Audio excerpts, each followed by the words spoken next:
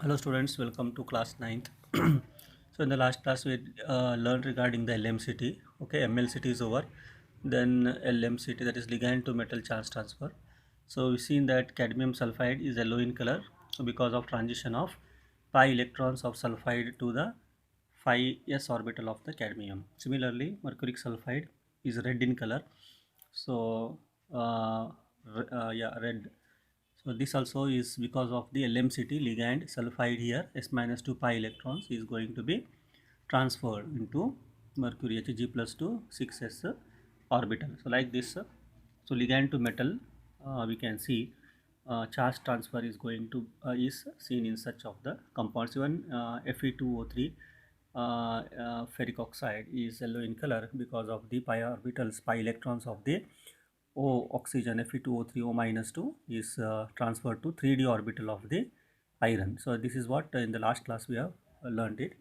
And similarly, I said you it is a next one, that is intravalence. That is intravalence charge transfer. Intravalence. So I had given in the last class some example, that is Mn2CO10, which is dark purple in color, and Re2Cl8 rhenium blue in color, Fe2CO9 gold, okay, MO2, so blue blue in color, FeMO2 CO10 blue in color. So why these are colorful here? So this is called metal to metal intravalence. So here the transition takes place to sigma sigma star orbital, pi pi star orbital, and s s star orbital. So these are the main transitions taking place in such metal compounds, organometallic compounds, okay, complexes. And if I go, for example, I have taken this example. If you take the iron 2 complex of this ferri ferrous Fe2CN6, which is white in color. See here also Fe is in 2 state, here also 2 state.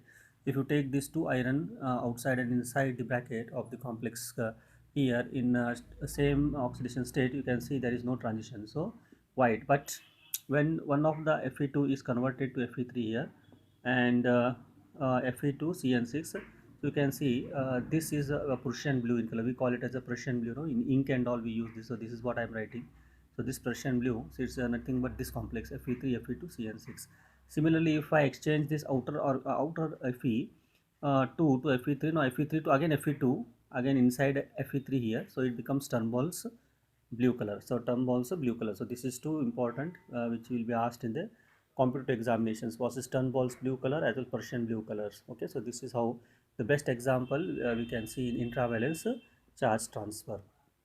Okay, similarly Tebes complex, TABS Tebes complex, you can see a ruthenium 2, ruthenium 3 is there, and this is pyrazine bond, okay, bridge, pyrazine bridge, and you can see ruthenium NH3 5 times, ruthenium NH3 5 times, you can see intravalence charge transfer is taking place here from ruthenium 2 to ruthenium 3 here, and because of this it is colored in nature.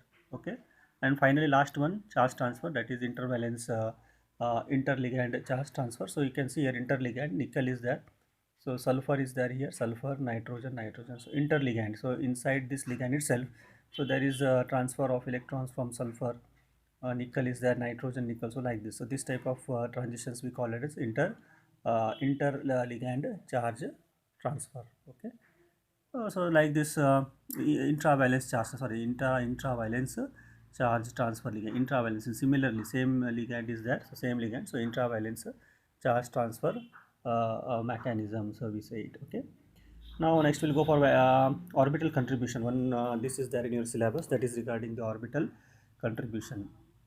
Now if you see this for orbital quenching, okay, so now if you see this complex FeCN6 3 minus D5 system, so if I calculate the Bohr magneton low spin complex 1 2 3 4 5, so only one unpaired electron is there, and if you put the formula mu s is equal to n into n plus 2, you get this Bohr magneton 1.73 Bohr magneton. Similarly, if you go for high spin, so high spin complex, so you can see that it will be 5.6 Bohr magneton. Why? Because there will be 5 unpaired electrons, say 1 2 3 4 5, so 5.6 but experimentally, when experiment was done on this, okay, experimentally when it was found to be 2.8, so neither lower or neither higher, so it in which we have obtained here 2.8 Bohr magneton was obtained. Why? This is the reason, because of the spin orbit coupling here. Okay, orbital contribution we say, because of orbital contribution, so the magnetic moment value was varying here. Okay, So for first series, if you see, there is no contribution, orbital contribution is not there, and whatever magnetic moment we are getting is because of this formula. Okay, s into s plus 1 raised to half h by 2 pi Bohr magneton. But if you consider higher series, that is 4d 5d, so there is spin orbit coupling here, and that's why along with spin contribution, we can see here the orbital contribution also will be contributing for the magnetic moment value. Now the equation here becomes which was like this. Now orbital contribution is also seen here for higher 4d 5d series. Now the formula changes to mu s plus l is equal to root of 4s s plus 1 plus l plus 1 Bohr magneton. So here there is contribution of spin, also there is contribution of orbital contribution is there. Okay, but this we can see in the higher elements. Okay, but most of the cases the orbital contribution is quenched. In most of the cases the orbital contribution is quenched, and it depends on the chemical environment of the metal ion. Okay, the quenching of this orbital contribution is depends on the environment of the metal ion. Now what does this mean, orbital contribution, and what is the factor for the contribution of orbital? That is, one factor is complex should be having half filled or empty filled orbital. See here. Okay, so metal ion should be half filled. The orbitals complex should have the metal ion having half filled or empty filled orbitals. So orbital should be half filled or empty filled should be. This is a condition for the orbital quenching. Similarly, second is what the electrons present should be opposite spin, okay, of another orbital of same energy and same symmetry. So this is the second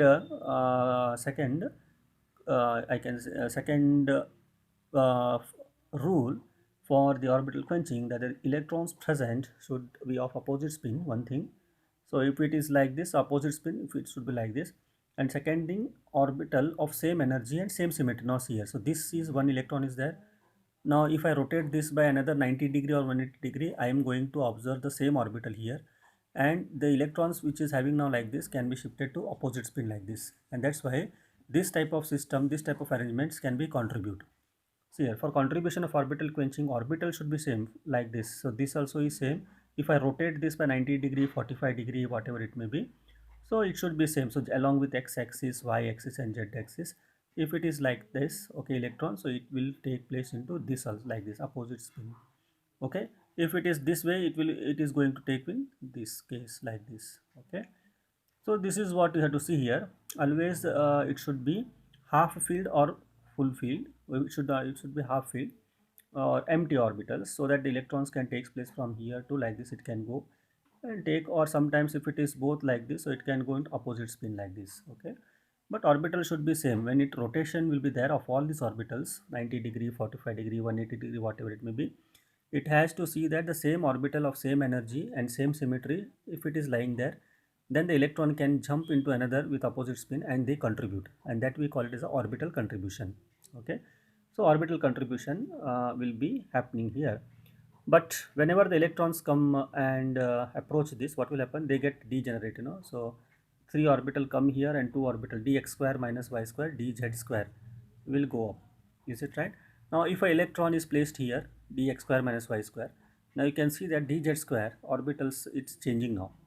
Okay, if you rotate this one, so if you want to go for dz square to place this electron here, it fails here along this. Why? Because the orbital symmetry does not match. So that's, then in this case what will happen? Orbital contribution will be 0. So there is no orbital contribution. See, so whatever magnetic moment we are getting here now will be equivalent to spin only.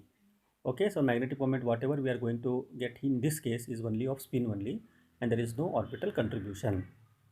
So like this, whenever there is no matching of the magnetic moment value, you can think that there is the orbital contribution along with the spin contribution, and that's why, or orbital quenching also sometimes, and that's why we can see that whatever the experimental value we get out of what calculated. So what calculated we have got values is not same as that of experimental, then we can think it that there may be the orbital quenching or orbital contribution in that magnetic moment value. And when both is considered, when spin contribution as well as orbital contribution both are taking part here in the magnetic field value here, then such we call it as a effective magnetic field. Okay, so such condition we call it as a mu effective magnetic moment value, called magnetic effective, and this will be always greater than or less than spin only. It may be greater than spin only, or this mu effective may be less than spin only. Okay, and what is this mu effective? Mu effective is nothing but contribution from both spin only and orbital quenching. And one more thing is here, mu effective is also inversely proportional to crystal field splitting. Okay, mu effective is also inversely proportional to crystal field splitting, that is delta. So you got here mu effective is maybe more or less than spin only, and second thing, it means inversely proportional to spin only. So this is how. So get into this study once again, get write the points, and in the next class we will go for the another problematic equations with respect to the mu effective as well as the splitting energy. Okay, thank you.